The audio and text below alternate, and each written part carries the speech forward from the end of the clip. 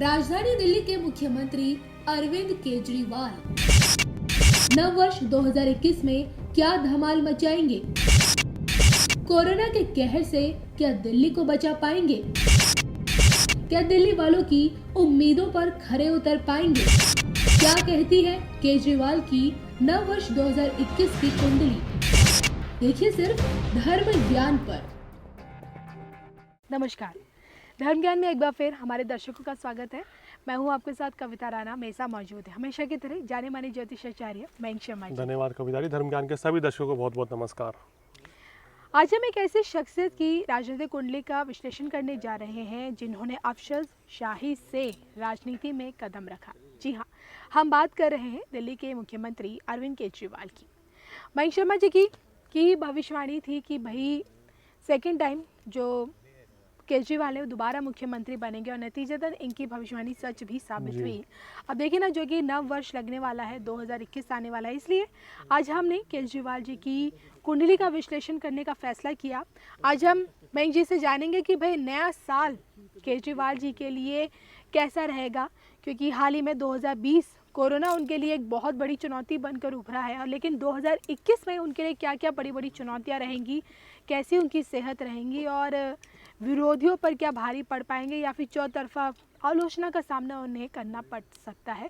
तमाम चीज़ों पे हम बात करेंगे मयंक जी से, लेकिन आइए सबसे पहले नज़र डाल लेते हैं नव वर्ष 2021 को लेकर इस वक्त उनकी कुंडली में बैठे ग्रह नक्षत्र क्या कुछ बोल रहे हैं। देखिए, अगर अरविंद केजरीवाल जी की कुंडली पर नज़र डालें तो उनका वृषभ लगन है और लगन का स्वामी जो शुक्र है वो केंद्र में गुरु और बुध के साथ बैठा है।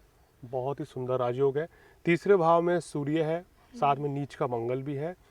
और बात करें तो मंगल और चंद्रमा का राशि परिवर्तन हो रहा है, यानी कि चंद्रमा के घर मंगल बैठे हैं और मंगल के घर चंद्रमा बैठे हैं, एक दूसरे के घर बैठे बिल्कुल।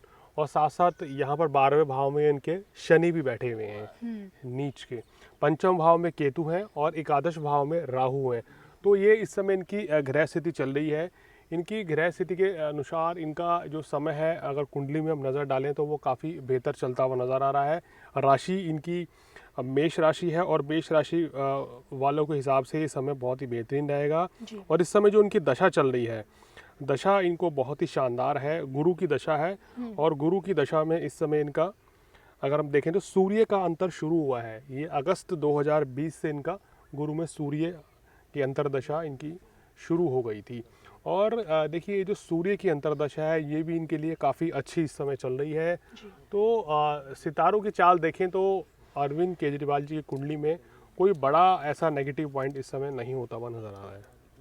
मयंक जी, देखिए अगर आज की तारीख में देखा जाए तो वैश्विक महामारी यानी कि कोरोना केजरीवाल के लिए एक सबसे बड़ी चुनौती है, क्योंकि दिन पर दिन राजधानी दिल्ली में कोरोना के केसेस बढ़ते जा रहे हैं। और आलम यह है कि कोर्ट को इसमें केजरीवाल को फटकार लगानी पड़ी, जिसके बाद जाकर केजरीवाल ने मास्क ना पहनने पे जहां जुर्माना 500 रुपये था, अब केजरीवाल सरकार ने 2000 रुपये कर दिया है।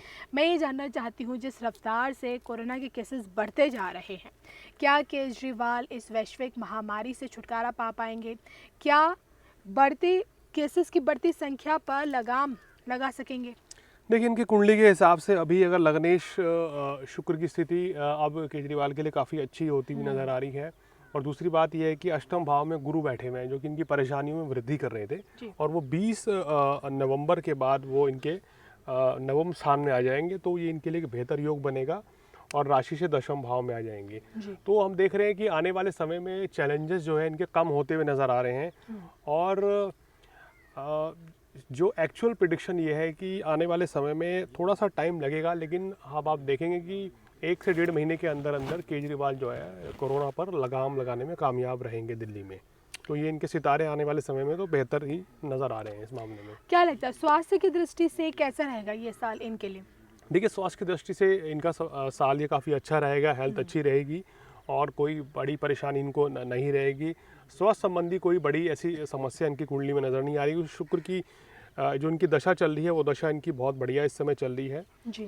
और उस दशा के मद्देनज़र तो इनका एक कहें कि कोई ऐसी स्वास्थ्य संबंधी कोई परेशानी नहीं रहेगी।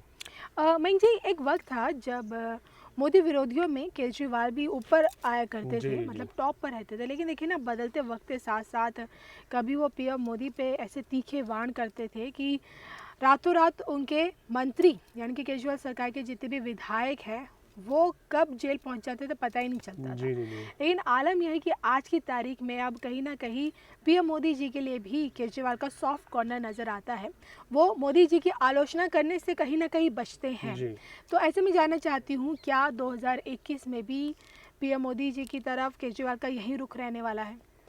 देखिए, इन्होंने राजनीति को अब समझना शुरू कर दिया है और इनको पता है कि अगर मिलजुल कर अगर साथ चलेंगे तो काफ़ी कुछ फ़ायदा उठाया या जा फिर सकता ये है, समझ चुके हैं मोदी की आलोचना इन पर भारी पड़ेगी? भारी पड़ सकती है।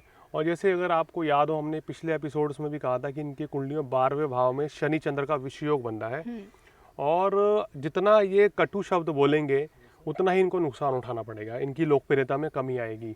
तो अगर ये इस चीज़ पर इन्होंने अगर बदलाव लाया है तो जब से केजरीवाल चुप रहने लग गए हैं तब से उनके लिए जो सफलता के द्वार हैं वो खुलने लगे हैं। तो मेरी प्रेडिक्शन पहले भी यही थी और अभी भी यही है, जितना ये केंद्र सरकार के साथ मिलकर काम करेंगे। अब देखिए, कोरोना पर भी इनको केंद्र को लाना पड़ा जी। तो अगर यही चीज़ अगर पहले हो जाती तो इतनी परेशानियों का सामना ना करना पड़ता। कुछ और मुद्दे पे भी दिल्ली सरकार को बड़े फायदे मिलते केंद्र सरकार से। अब जब वो कोरोना पर फंसे तो उन्होंने केंद्र सरकार की मदद दी और उनको मदद मिली भी। और अभी भी आप देखिए, थोड़े दिन पहले भी मीटिंग हुई है और चर्चा जारी है कि केंद्र सरकार के साथ मिलकर किस तरह से कोरोना पर ये रोकथाम लगाम लगाने का प्रयास करेंगे। तो एक अच्छी बात है, इनको अब समझ में आया, देर आए हैं पर दुरुस्त आए हैं, तो ये अच्छी बात है। क्योंकि 12वें भाव में नीच का शनि है, ऐसे में व्यक्ति को क्या करना चाहिए कि शत्रु अपने नहीं बढ़ाने चाहिए और वाणी पर संयम बरतना चाहिए। सोच समझकर बोलते हैं तो ज़्यादा ये इनके लिए बेहतर रहता है। अगर इस चीज़ पर ध्यान रखेंगे तो आगे भी इनको पूरा सहयोग मिलता हुआ नज़र आएगा। जी, मुझे याद है कि 2019 के चुनाव में भी महागठबंधन में जो तमाम विरोधी, मोदी विरोधी एकजुट हो गए थे, तो उसमें केजरीवाल भी थे। क्या लगता है भविष्य में अगर 2024 के इलेक्शंस को लेकर बात की जाए, क्या मोदी विरोधियों में दोबारा केजरीवाल आएंगे, विरोधियों का साथ देंगे? देखिए, इसमें कहीं ना कहीं क्योंकि वो एक लोकसभा का जो चुनाव होगा वो दिल्ली अगर चुनाव से देखें तो बिल्कुल एक डिफरेंट होगा वहाँ पे। और आप देखिए, पिछली बार जो दिल्ली चुनाव 14 में या 19 में तो वहाँ पर केजरीवाल की सरकार कोई खास नहीं कर पाई थी और बीजेपी को ही बेनिफिट मिला था। तो विपक्षी पार्टी होने के नाते मतलब कि उनकी तो पूरी कोशिश रहेगी कि वो किस तरह से सरकार को घेरेंगे इस मसले पे, या कुछ आरोप प्रत्यारोप का दौर चुनाव में रहता ही है।